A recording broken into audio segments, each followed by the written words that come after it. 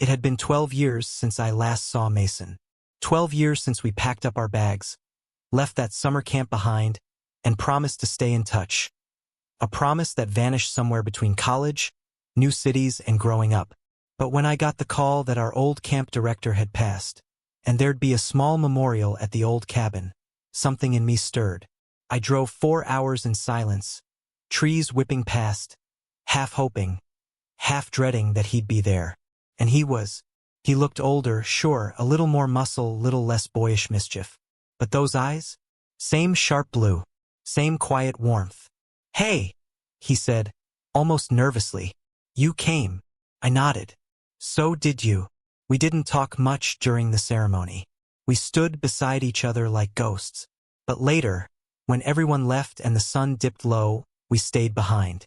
Some part of me needed to see the old dock. The one we used to sneak out to at night. The one where it happened. I sat down on the wood. Creaked beneath me. He followed. "I haven't been here since that summer," I said quietly. "Me neither." We sat in silence for a while. Then he said it, the thing I didn't think we'd ever say out loud. "You remember that night?" Of course I did. The heat, the moonlight, the way he touched my hand when he thought I was asleep, the way I didn't pull away, the way he kissed me, fast and scared and hungry, the way we never talked about it again. "I remember," I said. He looked down. "I was terrified. So was I. But I wanted it. So did I." He finally looked at me. "Why didn't we ever talk about it?" "Because we were 17, I said. "And scared. And we didn't know who we were." He nodded slowly. Then, after a long pause, he said, "I still think about it sometimes." I turned to him. "What if we tried again?" He smiled. "Now? Why not?" He leaned in. Slower this time. No fear. Just warmth. And under the soft light of dusk, 12 years later, we kissed again, the way we should have back then. After him, there was you. Breakups hurt even when you saw them coming.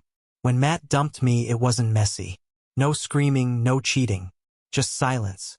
The kind that grows like mold between two people who've stopped looking at each other the same way. We had been together for almost 2 years. And when it ended, I wasn't just heartbroken. I was lost. I didn't know how to be single. I didn't know who I was outside of us. That's when Tyler stepped in. We'd been friends since freshman year. He was loud, funny, openly gay in a way I never managed to be. He had confidence I didn't understand. The kind of guy who danced without music and flirted like it was breathing. He showed up at my apartment with pizza and a bottle of cheap wine. "Time to stop being sad and start being gay," he announced, flopping onto my couch. "And no, we're not watching sad breakup movies. You need a glow-up and a good time." I laughed for the first time in days. That weekend, he took me to my first proper gay bar. Neon lights, shirtless bartenders, bass-heavy music. I felt awkward at first, like I didn't belong, like everyone could tell I was recently dumped and still carrying my ex's hoodie in my soul. Tyler didn't care. He dragged me onto the dance floor, got me a drink, introduced me to people with names I couldn't hear over the music. And somewhere between song 3 and 4, I caught myself smiling. Actually smiling. "See," he said, yelling over the beat. "Told you. Life isn't over. It's just different now." We did more of that in the weeks that followed. Drag shows, open mic nights, beach days, midnight drives. Tyler pulled me out of the wreckage and reminded me that I wasn't broken, just rebuilding. One night, after too many drinks and not enough food, we ended up back at my place, sitting on the kitchen floor, eating cereal straight from the box, both of us tipsy and laughing about nothing. Then he looked at me, not like a friend, not like a joke, but soft, gentle. "You know," he said quietly, "I never liked the way Matt looked at you, like you were a job, like you were a task to manage." "And how do you look at me?" I asked, half joking. He didn't smile. "Like someone who deserves to be chosen every day." The silence after that was thick. Real.